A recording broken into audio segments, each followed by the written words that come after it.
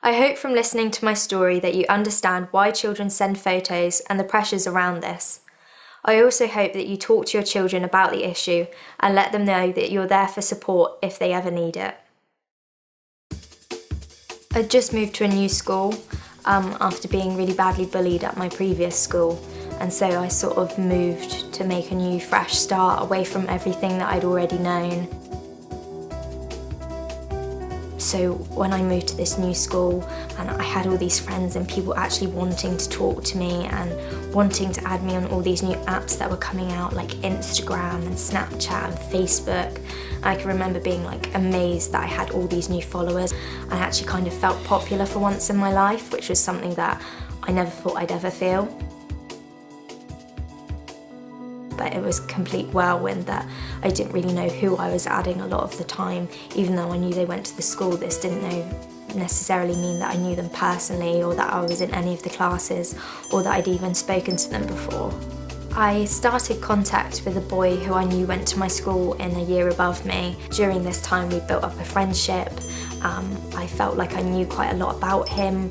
Obviously my phone is constantly in my hand, so we were messaging at least 4, 5, 6 times an hour, and you do sort of build up trust in that time. And I'd never had friends before, so I wasn't quite sure what trust was.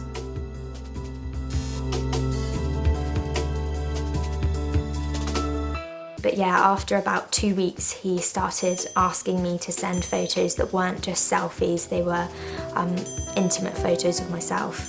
And at first I started to say no, because I didn't feel comfortable with that. It wasn't something that I wanted to do. But I looked around me and I saw all my friends talking about it at school and how they were sending photos to boys, and so it was sort of normalised. As I said, my phone's always in my hand, the pressure was constant, he was texting me every single day asking for it, and it just didn't stop.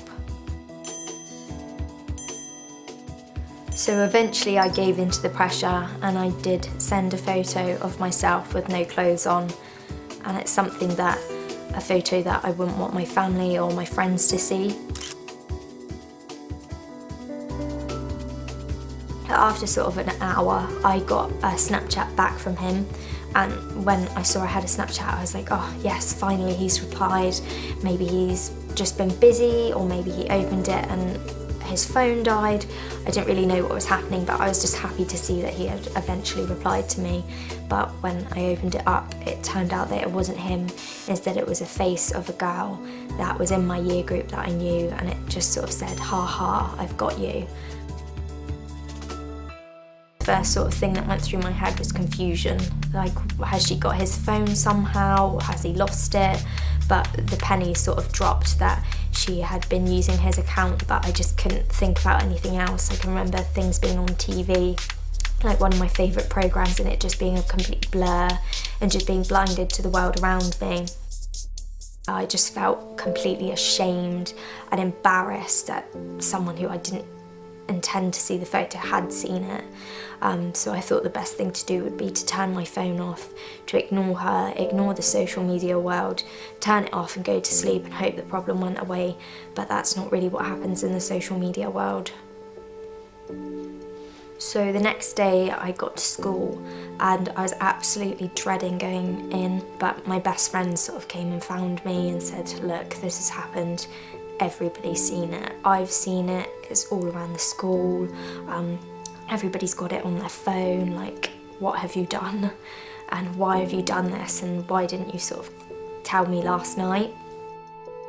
I just felt like everybody's eyes were on me. Everybody was staring at me. I was just so paranoid that everybody was talking about me. And I can remember just being in the school toilets, like crying my eyes out, and my friend just dragging me by my hand to go see my tutor, and I just got to my tutor and poured my heart out and told her everything that had happened because I just couldn't deal with it. At that point, my tutor sort of looked at me really shocked and sort of just shook her head and was like, oh, Megan, why have you done this? Like, sort of like disappointed, but caring disappointed. At that moment when I was sort of in the staff room, I can remember, well, I can't really remember too much of it because my mind sort of had a bit of a blank, but I can just remember being unconsolably crying. I can just remember being sat opposite everyone, and it just felt like everyone was interrogating me and that I was in the wrong and I was the one that had done something really bad, but I just had been stupid.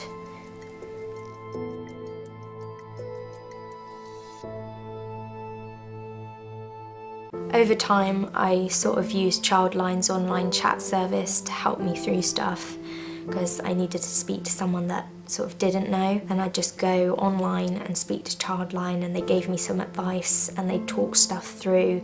And I just felt like if a problem was shared with even them, then it's a problem halved.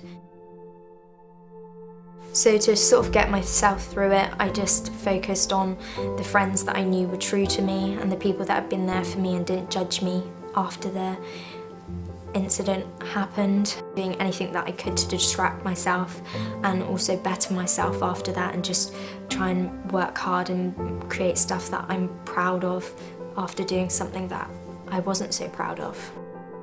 Parents, make sure your children know they can talk to you about these sorts of issues. If you don't feel comfortable talking about it, imagine how they feel. You need to support them.